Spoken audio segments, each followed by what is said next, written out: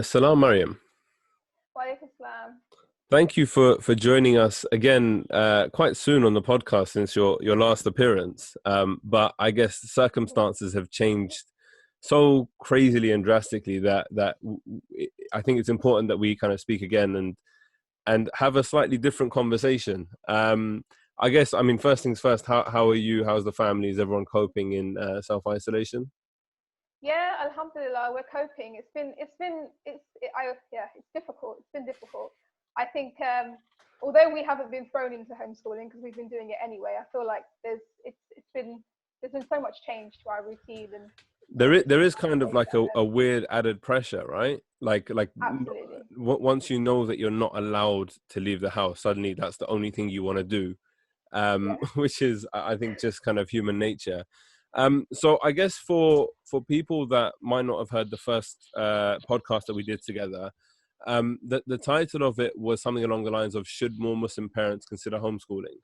yeah, And we looked at kind of everything from start to finish. I came in quite, I think, to be honest, naive and just kind of unaware about a lot of the different aspects of it.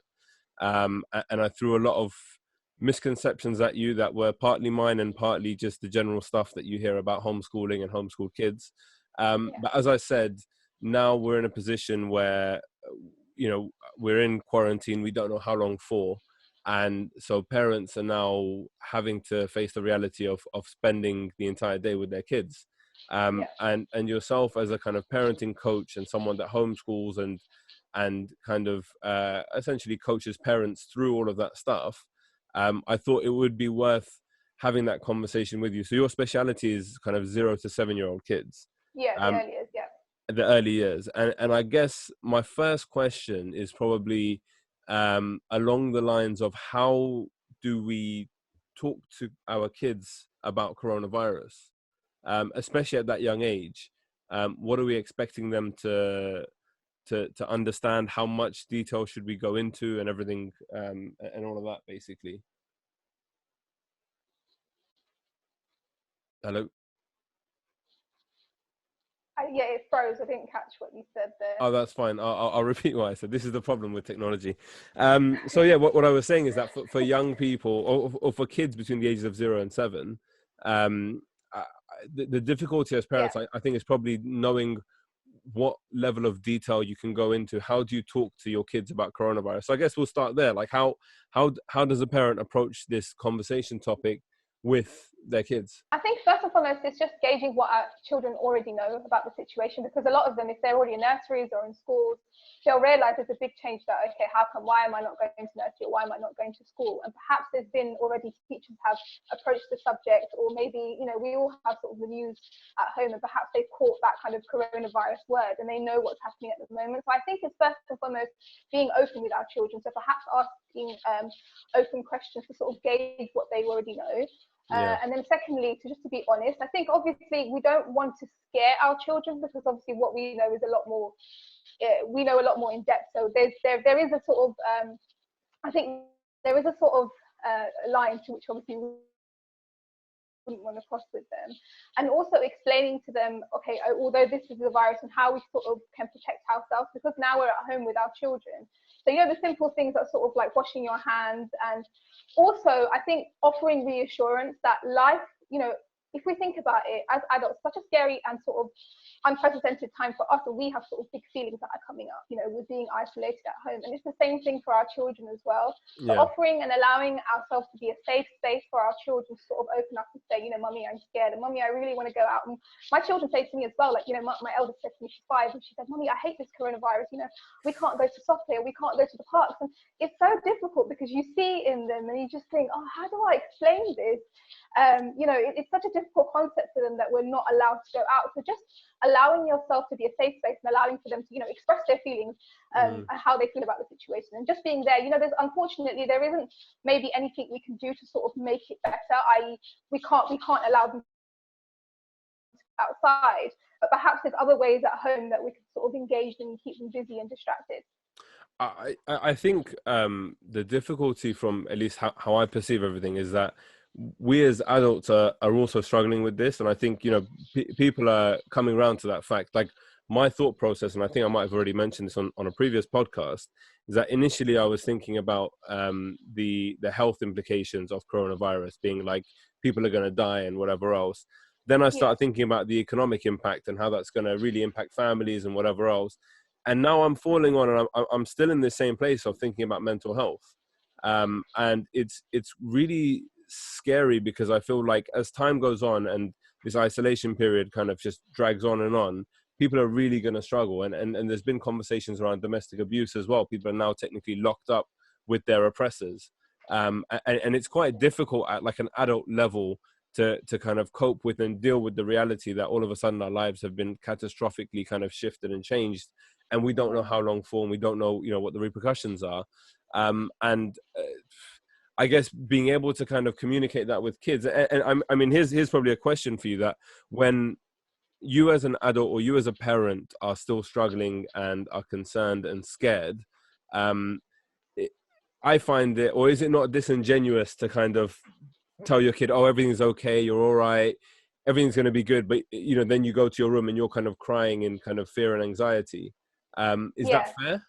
Is that okay to do? Yeah. No, I absolutely understand what you mean. I think I've been through that thought process, especially in the beginning myself. I was really sort of struggling with it. Yeah. And I think it's difficult because you want to be a sort of non-anxious presence for your child, but again, you're human as well. So naturally, your children will see like when, mummy's a bit stressed out and they don't understand why. And if your children are at that level where you feel like they can sort of cope and appreciate, and you can say, you know what, we're all very worried, and mummy's very worried as well.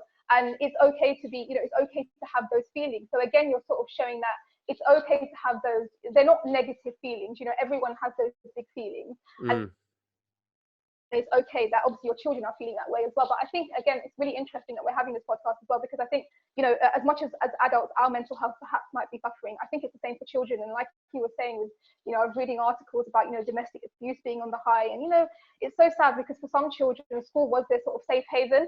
And, children are sort of stuck at home, and, I think it's a really difficult situation. But again, I think it's kind of, being able to kind of notice when our mental health as parents is getting bad, and are there perhaps strategies or things that we can do. So I noticed for myself, for example, when everything started at the beginning, I was kind of consuming everything, watching the news and hearing it and keeping up with the daily updates. And I thought, okay, do you know what? This is not helping me. As much as I want to stay informed, I think there has to be a line where yourself, okay, this is more than staying informed. This is becoming a bit too much for me. So perhaps it's sort of being conscious of how much you're consuming and where the information is coming from as well. I think that's a fantastic point, and I think we all suffer from that, especially when it comes to looking at everything that's happened and how it's taken place. And as you say, like I remember the daily updates when we were still in the office. We would all kind of gather around, obviously keeping a little bit of a safe distance, but we'd all gather around a computer and watch what the latest is from Boris Johnson and what the government are saying. And it is all consuming. And this is the thing, like, I feel like, even coming back to our conversation on the last podcast, I was asking you about, like, does it get overwhelming being around your kids 24/7 as much as you might love them? And I feel like, having experienced it myself, sometimes the answer is kind of a little bit yes, because you're in a very close environment. As I said, it's like, it's not like you can go to the shops and you can go out to a restaurant and you can change the environment. Everything is very much the same. Like, personally, I'm enjoying the kind of the rhythm and routine of things. And I'm trying to, for example, like I now bath my daughter every evening, and that's like our activity that we do religiously every day, pretty much. And it's nice to be able to do those things. Whereas previously I would have evening meetings at an event I have to go to or whatever else. But there is still that concern. So for parents who are kind of looking at it, I mean, firstly, I'm not too aware of, because my daughter's not at school yet, I'm not too aware of the setup, but is school still ongoing for kids of that age? Yeah, I believe it is. I'm in contact with quite a lot of parents who do send their children to school. So I'm aware that teachers have been sending out sort of homework packs and work packs. There's a lot of classes that are happening online. There's a lot of schools where teachers are quite in touch with parents, so they're having sort of weekly phone calls with the parents directly, which I thought was quite amazing to have that. Yeah. So it is very much still going on, but I believe obviously responsibility is now falling on the parent more so than the teacher. Yeah, I mean, this is the issue, right? That number one, I think for most well, for all parents, you want the best for your child, and especially Yeah. in like they always talk about the early years being the most formative, and they're like their minds are like sponges, and Yeah. suddenly, like I know I would be feeling very anxious that my kid is no longer in school in that environment and no longer benefiting, and there's also the issue around being in front of a screen all day, Hmm. which as adults we know is the most draining and horrible thing, but we all have to kind of do. But how do you kind of circumvent that? And obviously, it it's got to be quite concerning depending how long this goes on for. Luckily, we've got obviously the summer holiday or like a little break coming up. Um, but yeah, how do parents, I guess, supplement what they're now receiving from traditional schooling, which is obviously very weird? Hmm. Like, Um, yeah, I think at the moment there's a lot. I mean, if you look, even if you do a quick Google search, if you go online, there's a lot of resources that are available. A lot of companies have made their resources, which generally were sort of subscription based or you have to pay for, they're absolutely free now. So there's mm, a lot sort of going on. And I think in point to sort of say that, I believe that can become very overwhelming in itself as well. Firstly, obviously, you're sort of dumped with the responsibility of your children's education. yeah, And then secondly, there's just so much out there. So I think the first thing I would say to that point is that to remember that, you know, when as adults and even as children as well, when we're stressed, we can't learn, our brains can't learn. So I think the first and foremost, first thing I would say that obviously if you choose to sort of obviously go down the route where you still want to educate your children and teach them at home and using the work packs and the things that have become available, fine. But to firstly make sure that, you know, you're creating an environment which is supportive, and that you can sort of remember that first and foremost you are the parent, and not to try and become sort of the teacher, because that's not what you are. And to first and foremost obviously make sure that your children are comfortable and they feel safe and secure, because like we're talking about, there's so much sort of big feelings sort of happening, and children are feeling anxious, although they may not perhaps talk about it. And children are sort of feeling confused and not understanding, and like you were saying, you know, their whole routines have just been sort of thrown upside down. So I always sort of say to parents is first focus on creating sort of like not a schedule, because we're not trying to sort of replicate school at home, but perhaps like a routine or sort of a rhythm going. Because I mean, from my experience as a homeschooler, when we sort of homeschool, it's never done sort of for the whole day. So perhaps the most amount of sort of formal education you could say that we do is about maximum 2 to 3 hours. And that would be sort of like in the morning. So perhaps if you're looking at your children and sort of observing when would be the best time for them to learn, would it be in the morning, or perhaps would it be in the evenings or the afternoons? I think the main thing here is we're not trying to replicate school at home, because obviously the style of school sort of teaching is for like 30 plus students. mm, And obviously you as the parent, you have the ability to give your children one-to-one attention. You have the ability to sort of accommodate to their needs, accommodate to their sort of learning style. So to answer your question, I would say there's lots and lots of resources out there, like on the internet, online. And I feel like if you need help, reach out to homeschoolers. I've seen that, and I'm not just saying this because I am a homeschooler, but you know, we have so much sort of advice, and you know, we understand your struggles, and we understand, you know, being with your children all day. And because obviously parents who have sent their children to school have sort of been thrown into it. But whereas with homeschoolers, you obviously made that decision, and it was sort of like a slow process if you thought about it over time. And you know, I can completely sympathize and understand how pressurizing it must be, and mm. how difficult it must be essentially. Because even as homeschoolers, I would absolutely say being with your children all the time, it can be very difficult. But it's obviously through creating different sort of routines and rhythms with what works for you, it becomes that little bit easier. So sorry to cut you off, but this is why I wanted to kind of have this conversation with you, because exactly what you just said. It even if someone is doing this and deliberates over it for 6 to 12 months, and then finally, you know, does loads of research and takes the plunge, then they still might feel overwhelmed, and an immense amount of pressure on your shoulders. What we're finding now is that obviously everybody is kind of has been thrown into this situation, Yeah. doesn't quite know what to do or how to do it and whatever else. So I thought, if it's like possible to, I guess, number one, answer, some of these kind of basic questions that I assume a lot of people would have, but then also be able to try and map out a little bit of how people can start this journey. Because I feel like, especially at that age, it makes sense to me that you would follow the intrigues of your child. Yeah. So if your child likes playing in the garden, if you have a garden, then spend time with them out there and talk to them about mud and grass and the sun and whatever else. If they prefer books, then read books with them. But what are you supposed to be doing with a child, below the age of 7, in terms of helping with their development? I think what you said about following their interests, another thing is I think we underestimate as parents the power of play. And I think I used to do this as well. You look at children when they're playing and you think, oh, that's not learning, but it is. The basics of your sort of learning, the foundation is rooted in play. So Yeah. like you said, if your child is interested in nature perhaps, and you're lucky enough to have a garden, spending time in the garden, looking at sort of, different colors, shapes, classifying, sorting, that's all in nature. Thinking about, even when you think about maths, the practical life skills that we have, the cooking, the baking, the measuring, the weighing, that's all maths. Thinking about science, playing with different materials, obviously indoors and outside the house. When you're thinking about reading, reading aloud to your children, even making books and writing stories with them and using like their teddies or toys as story props, that's all absolutely English. If you have magazines, newspapers at home, things like that's all English. And I think to answer your question as to what are you supposed to be doing with your children, I think what I would say is, first and foremost, is that I think learning and living, obviously you can't separate the two. That just comes together.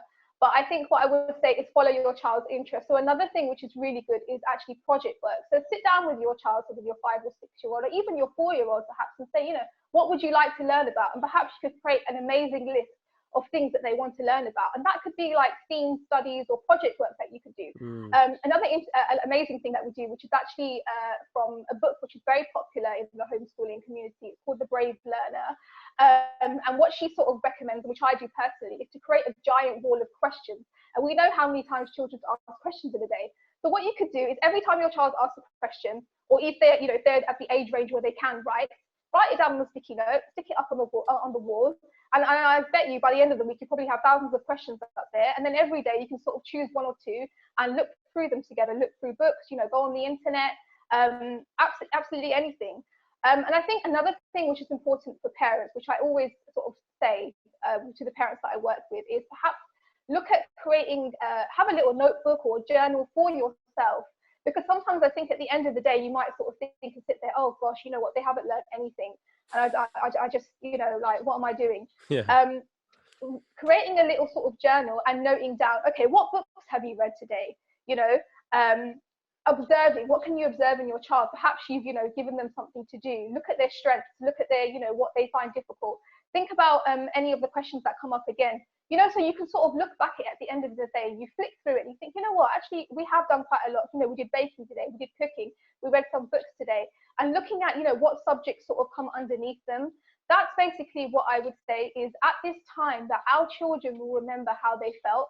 They won't remember, what we were teaching them. They won't remember all of this sort of stuff. So I think to answer the question sort of in general is following the child, following the interest. I think of this time as a kind of extended summer holiday, I would say. So as much as you can obviously use the workbooks and the work packs and the homework that you are being sent from the teachers in school, think about other ways that you can sort of supplement your children's learning as well. And there's 2 interesting things that I want to kind of touch on. The first is, you mentioned about feelings and how kids will remember more so their feelings than actually the tangible takeaways from this time, which is very interesting in itself. But before we talk about that, you mentioned like the kind of summer holiday side of things. And I feel like, and I don't know because I haven't experienced it yet myself, but I feel like maybe for a lot of parents, a summer holiday is pretty much exactly that. It's just a bit of a holiday, which means that, you make the most of like putting your kid in front of the TV, let them, just you chill out a little bit. They don't need to worry about learning and whatever else. But how, I guess because of the intensity of everything, and because we need breaks as parents as well from the burden of responsibility, which obviously is a blessing at the same time. But how do we balance all of that? So even right now, if your kid's at home all day, and I think like the interesting thing is when it does come to the summer holiday and there is nothing coming from the schools, you're going to be stuck in that same position where your kids can't go to a summer camp, they can't go to their friend's house, they can't do anything. You're at home with them. How do you find the balance? And this is, I guess, generally even outside of coronavirus time for yourself. How do you find the balance between allowing your kids to just be and to watch TV and to color and do whatever, and kind of nurturing them and going through the whole learning experience? Yeah, sure. I think with this question, so to answer it in terms of outside the coronavirus and even inside as well, I would say that as much as, like obviously we're talking about suggestions and what we can do with our children, is to also remember that we are not our children's, how should I put this? We are not our children's sort of entertainment, for example. I think that's the word I'm looking for. So we're not responsible for constantly entertaining them. So the idea of having, unstructured time, the idea of allowing your children to be bored. I mean, my children always say to me, "Mommy, I'm bored." And I always say to them, I used to get bored all the time as a child, and I used to come up with the most fantastic ideas. And it's just allowing your children to be bored. And I think it's also looking at, so outside of the coronavirus, to kind of take off that sort of pressure on myself. I used to make sure that I have enough resources. So, for example, if you have children who are in the sort of 0 to 7 early years age range, naturally, I assume that you would have puzzles, you would have board games, you would have books, Lego, those sort of type of things at home. So allowing them, and that's very child-led, you don't sort of need to give them any instructions for that sort of thing. So those are the kind of resources that I use personally for myself to ease off the pressure, and obviously reminding myself that I do teach my child, but I wouldn't call myself a teacher. I am a facilitator. So to ensure that, the environment around me is very child-led, i.e. there are opportunities for children to do things themselves independently. And I think for parents who do have obviously sent their children to school and now find themselves homeschooling, is to kind of take off that pressure of yourself, is to remember you are not responsible. Unfortunately, you've been put into a position where you now have become responsible for your children's education, but you are not their, essentially you're not their teacher, you are their parent first and foremost. So I think that's what I would say. So naturally use those resources. Like you said, if you do have a garden, allow your children to spend time. You said something very interesting, which I've never really thought about, along the lines of talking about your kids' boredom, and how you're not responsible for them being entertained 24/7. Again, as a parent of an 18-month-old or I've lost track, 19 months maybe, I feel very much responsible for her needing to be entertained 24/7, and I'm sure you can remember that time where they can't communicate fully. They know what they want. They're very headstrong. Boredom is just not on the agenda. Boredom just means they're going to throw a tantrum. So I guess, again, like generally not necessarily specific to the current circumstance, but how do we kind of, I keep using the word nurture because it's in the title of your company, but how do we nurture the kind of spirit of kids being okay with being bored? Yeah, I think essentially it comes through practice. It's allowing enough time to do that. So obviously with the age range you're talking about, obviously with your daughter specifically, I would say that when I talk about having an environment which is child friendly, I don't just mean safe. I mean like having perhaps resources on the shelf. So for example, blocks or other things that sort of she finds engaging, and she can sort of pull off. This is very Montessori, so she can sort of pull off independently and sit there and play. And I'm not saying, obviously, at the age of your daughter, their attention spans are very, very short. So obviously, you probably are more responsible for sort of physically looking after them. And I was looking for a get out of jail free card. You can be like, just leave her, let her sit in the corner, throw a tantrum. That's not your problem. But okay, fine. I'll keep parenting. Yeah. So I think obviously with boredom, I think to answer your question, it is just with practice. I'm not saying let them be bored all the time, but when they do have that unstructured time, they'll find amazing things to do themselves. If the resources are available for them, if things are there, there's Lego, there's puzzles, they'll stop sort of bugging you and they'll get that puzzle and they'll just get on with it. And kids will. I think it's allowing ourselves as parents to be comfortable with the fact that, okay, you know what, I don't need to constantly sort of be, stimulating them all the time. And can that have an adverse effect if you are constantly stimulating your child and then? Yeah, I think. I mean, in my opinion, I would think so, because I think as we want to nurture self-directed learners, don't we? So I think by constantly stimulating them ourselves, perhaps that sort of intrinsic motivation perhaps might not be there if we're sort of constantly on their head. And perhaps there's sort of an argument to say that sort of the more that you sort of nag and sort of pester, children will only do things to sort of get you off their back, and they won't do it because they intrinsically want to do it themselves. So I think that idea of having that unstructured time of boredom is quite important. And another thing I wanted, before I forget, the screen time sort of debate or issue. I think specifically to the situation that we're in right now, I would say, as parents, I'm not saying let children sort of sit there the entire day watching TV or watching movies, but I think we do need to be really easy on ourselves. This is a unprecedented sort of pandemic, and none of us know how to cope.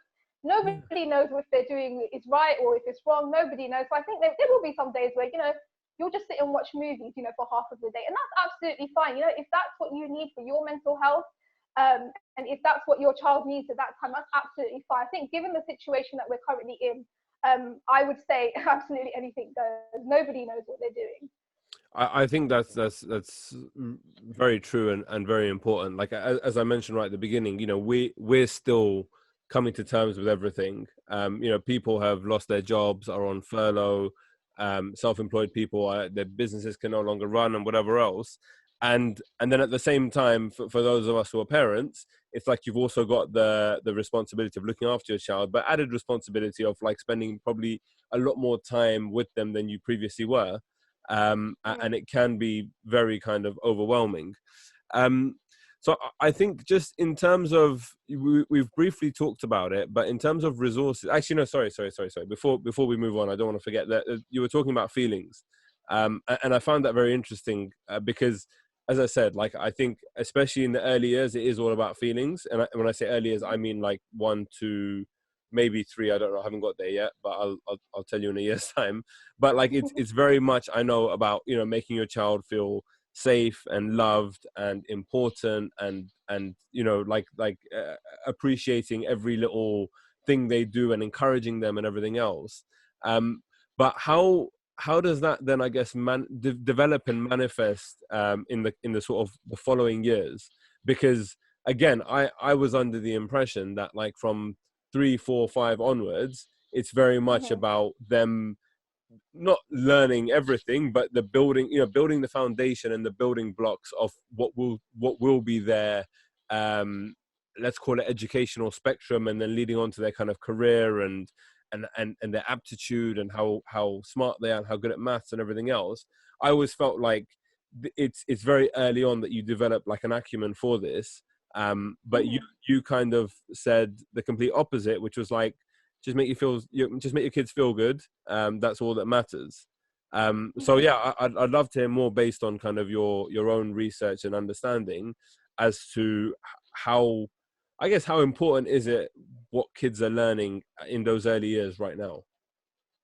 Yeah, I think so obviously research shows that from the age of 0 to 7, that's the time that our sort of brain develops. So everything emotionally, that's the time our brain is sort of formed, and everything from that childhood period affects us now, like even up until adults, or how we are now when we become parents. Yeah. So I think that time is absolutely crucial, and I think it's important to remember that our emotional states are connected to our learning. So for the early years, you can't separate emotions from learning. So I don't know if you think back to like when you were in school, perhaps there was a teacher that you were fond of or you really liked, and you probably would have really enjoyed that subject particularly. And if we think back to why, it's because, the reason why I emphasize, our children feeling safe, feeling seen, feeling loved, first and foremost, before anything, is because it's connected to our learning. If our children naturally feel like that, they will naturally feel confident. They will like intrinsically be motivated to learn themselves, because they'll have that love of learning, instead of us kind of just forcing them and, having daily battles over homework. And I think I would pose the question, like, is it really worth kind of fighting your children over math, than you having sort of like a thriving relationship with your child? Is it worth losing that kind of, or weakening that connection or that relationship with your child over a maths problem, for example? That's what I would say. And I think from my own experience as well, when you focus on that connection and you nurture that relationship connection with your child first and foremost, they will want to, whatever you're trying to teach them or whatever you're trying to do with them, they'll naturally want to do it. Because they feel safe and they feel comfortable with you. So I think it's so important. I think it's really interesting that I mean, we've been given as parents a very unique opportunity to have so much time with our kids, and to be able to build that kind of bond and relationship that you just mentioned that we wouldn't otherwise have had. If we're in a situation where, let's say, both parents in the home are working till 6 o'clock or whatever, they come home, see the kids for like 2-3 hours, and on weekends, and that's about it. That's quite limited time to kind of build that relationship. But again, you made a very interesting point about, rather than fighting your kid over like, oh, do your work, actually just building a good working relationship with them. And I guess being able to utilize this time is also very, very valuable. That's really quite interesting. And I mean, that's the thing. I think it all comes down to perspective. If you look at what we've been blessed with in terms of the opportunity that coronavirus has provided to parents to spend so much time. I mean, I know parents, for example, who, one of my friends had a kid like a month before this all happened. And so he's been able to see his child develop in like a very, day by day way, which he wouldn't have been able to previously because he'd been working all day. And even I know as well, like, especially in the early months, coming home and seeing my daughter, have developmental milestones, but not being there for the exact second it happened, it would have been very nice, obviously, to kind of see that. And so we're lucky. And I think, as I said, it's about trying to see the best in the situation and make the most of it ultimately, right? Your video is frozen. Yeah, absolutely. I think we've been... You can still hear me though, right? Is it, I can hear you and see you, yeah. All right, let's keep going. I don't, the video's disappeared, but it's fine. We can still talk. So just I guess the last thing that I wanted to kind of get from you, I guess, is just like sorry, can you hear me? No, we're having, I think there's like a weird delay now.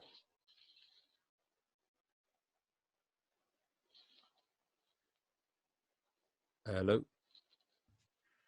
Oh, okay. I can hear you. Your video's back, I think. Yeah? Can you hear me as well? Yeah, I can hear you as well. Okay. We're back in the 21st century. I honestly, like, I'm finding the more I'm using all of this technology stuff, the more it fails me. And it's really, really, really frustrating because anyways. So yeah, the last thing, as I said, was just for parents that I guess want to be more actively involved in their kids' learning over the next few months, and obviously we don't know how long this is going to go on for. Or I guess if people have now found themselves in a position of, well, I've always thought about homeschooling, here we are, let's give it a go. What are the best steps to take and resources that they can use to help them on that journey? I would say first and foremost, spend this time to really connect with your child. And I'm not saying outside of this you're not connecting with your child, but like you were saying, we've all been really forced to slow down, and we're all at home. And like you said, it's sort of it's a perspective. The opportunity that we have now that perhaps that we wouldn't have had before. So use this time to really connect with your child. Understand your child as a person. So not as your pupil, not as your student, but as a person. So what do they like? What are they interested in? what sort of gets them going, that sort of stuff. Use this time to, we have this sort of thing in Montessori where we talk about the power of observation, of observing your child.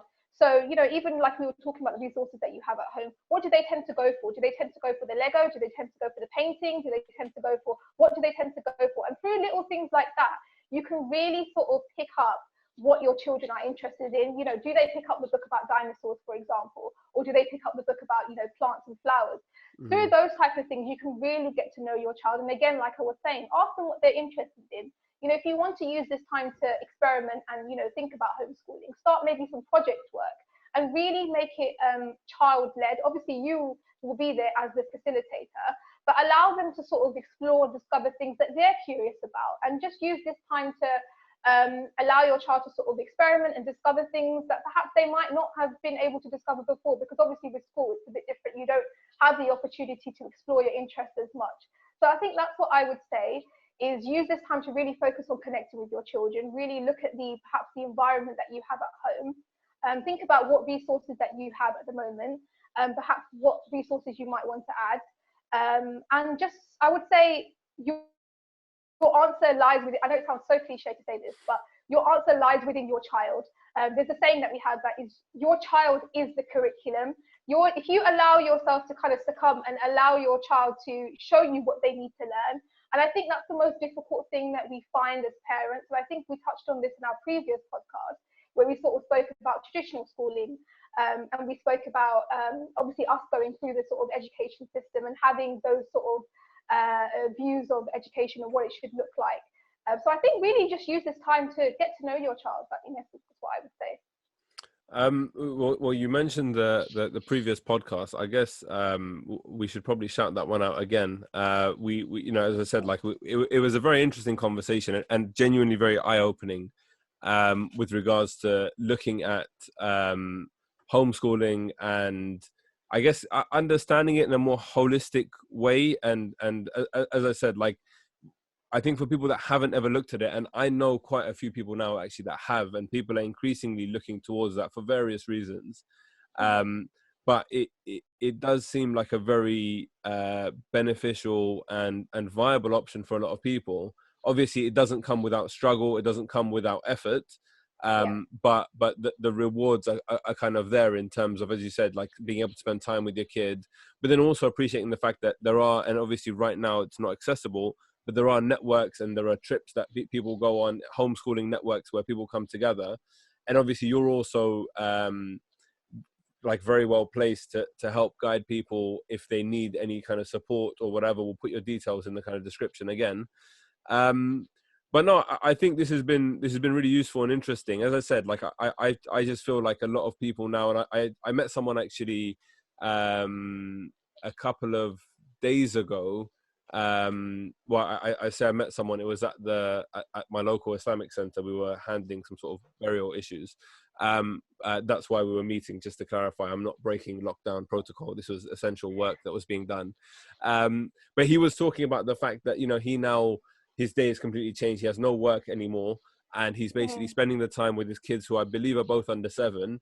And they're learning until about 1 o'clock in the afternoon. And then the rest of the day is just like fun, chill time, do whatever. And obviously they are learning in their own way through playing, as you mentioned. But like he's absolutely loving it, because he's always thought about homeschooling and he's wanted to do it, but he's never had the kind of capability. But now he's been thrust into this position where he has the opportunity. So I think, as I said, I wanted to have this conversation with you just to add some thought and, I guess, input and for people that are thinking about this and are now in this position and aren't sure about certain elements of things. As I said, I have my concerns about schooling in front of a screen. I think that's quite worrying for all ages, because it's not healthy. I think it's important to get up, to walk around, and also being in that kind of classroom environment. So I worry almost about the level of education that people are getting currently. But obviously, as you mentioned, and again, it's my favorite word to do with coronavirus, we're in unprecedented times. And so we just have to kind of roll with the punches and take what comes to us. But no, I mean, that's everything for me, unless you have any final thoughts or remarks that you'd like to make. I think something that you just said right now, which is interesting. I mean, for anyone who is thinking of homeschooling, there's sort of a narrative at the moment that is happening in the homeschooling community where we're saying that this isn't actually homeschooling, that none of us are actually homeschooling. This is crisis schooling, because obviously for homeschoolers, like you mentioned, we have real life experiences. So for example, 2 months ago, we were doing recycling at home. We're talking about recycling, looking at that as a topic with the children. And I took them to the local recycling centre that the homeschoolers have sort of set up as a sort of field trip. So I think if you're thinking about homeschooling, absolutely experiment with this time. And I understand, obviously, you're finding it difficult. Even as homeschoolers, we're finding it difficult because, our groups have been cancelled. The children can't see their friends anymore. And so just to sort of remember that as much as sort of you are schooling at home, you are educating your children at home, the real life homeschooling is that you are able to obviously go out and socialize and, do sort of, practical, real life opportunities. And to just essentially, as parents, please go easy on yourself. Focus on your mental health and your children's mental health. That's what's most important. And our children will essentially, like I said, again, to reiterate, they will remember mostly how they felt. It will be we're living, we are essentially, this is going to be a time in history that will probably be in our textbooks, 10 years or 5 years down the line. So just to focus on really how our children feel, just making them feel safe and secure, and looking after yourself as parents as well. Well, thank you again for joining us on the podcast. As I said, like I always find, well, now obviously we've spoken twice, but every time we speak, like you approach things in a very different way that I've never quite thought of and understood. So I appreciate the kind of value you add to this conversation, and I hope also that people are listening who are parents take a lot away from this, because I think there's so much to think about, like generally as parents, and it's overwhelming enough as it is. But then to throw in this kind of crisis of coronavirus and everything into it, it just adds so many different levels and layers of complexity. And as you rightly said, like this isn't strictly homeschooling, but I know a lot of the same principles do apply. So what what you mentioned about using your kids' intrigues as guiding their learning process, I think is really interesting and really important. And as I said, using their surroundings, observing your children as well, and seeing what they're inclined towards, and then incorporate that into kind of their learning. So yeah, thank you again, Maryam, and I hope we don't speak too soon, because there's like another crazy crisis. But I do hope we speak again at some point, if that makes sense. Yeah, thank you so much for having me on. Thank you very. I know it's a very weird way, but yeah, no, thank you. I really appreciate it.